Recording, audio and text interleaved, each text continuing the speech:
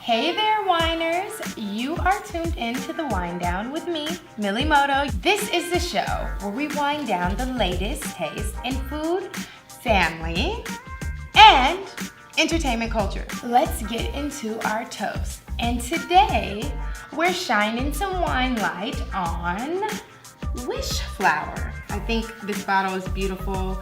It's a nice bubbly rosé, not a still rosé. The clearer and the more translucent the pink is, the better.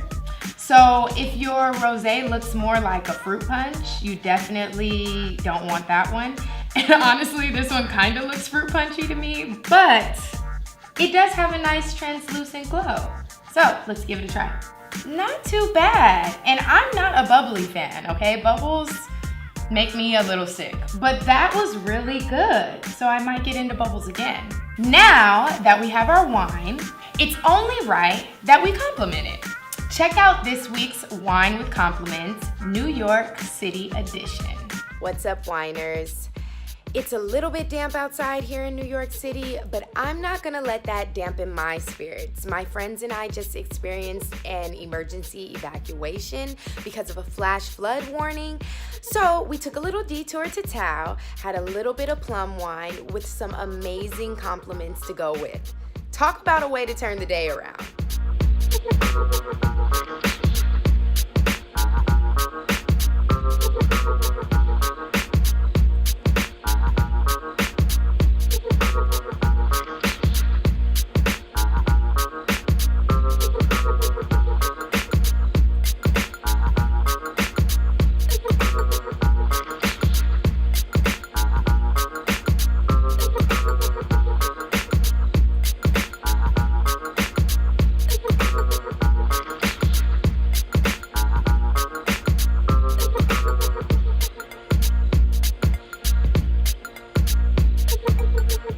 Hope my winers enjoyed my travels to the East Coast. I'll be back there soon to share more of my favorite hotspots and compliments to go with any wine at any time.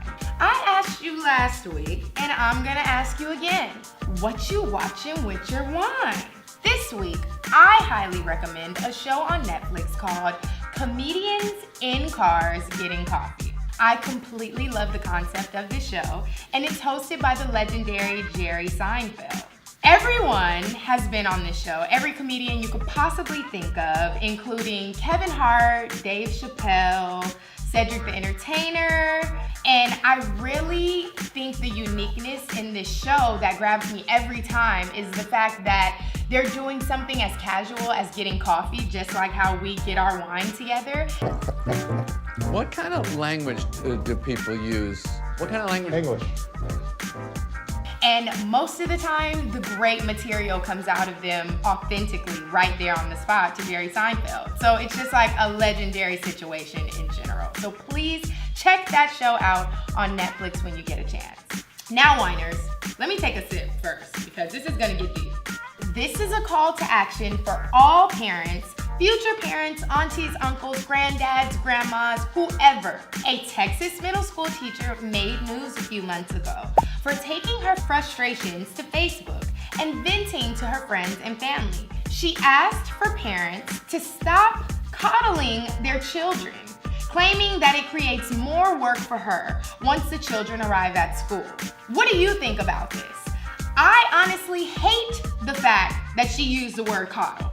As a parent, I never want to hear anyone telling me that I'm doing too much of anything to my child, okay? It's my house, my rules, my kid. But as an ex-teacher, I used to teach high school students, so I do understand her frustrations. There were lots of times that I called parents, to tell them about a problem that was happening at school, only to either not receive a call back or be cussed out myself. Julie Marburger claims that we have to enforce these 3 things to help her out in the classroom. Number 1 is being involved.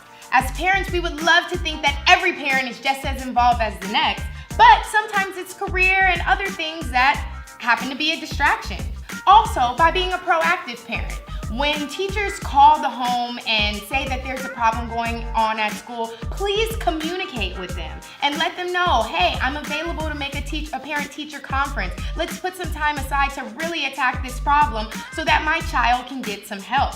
And lastly, it's letting your child know at home and at school that there are consequences to every action. If our children think that they're untouchable, they're gonna think that they're untouchable to a teacher or any other grown-up that's trying to help them out in life. Get into this conversation with me by using the hashtag #ProactiveParent and tell me, what are your tips or what do you really think is going on in the household that we could change to help teachers, especially with our kids going back to school in September and August.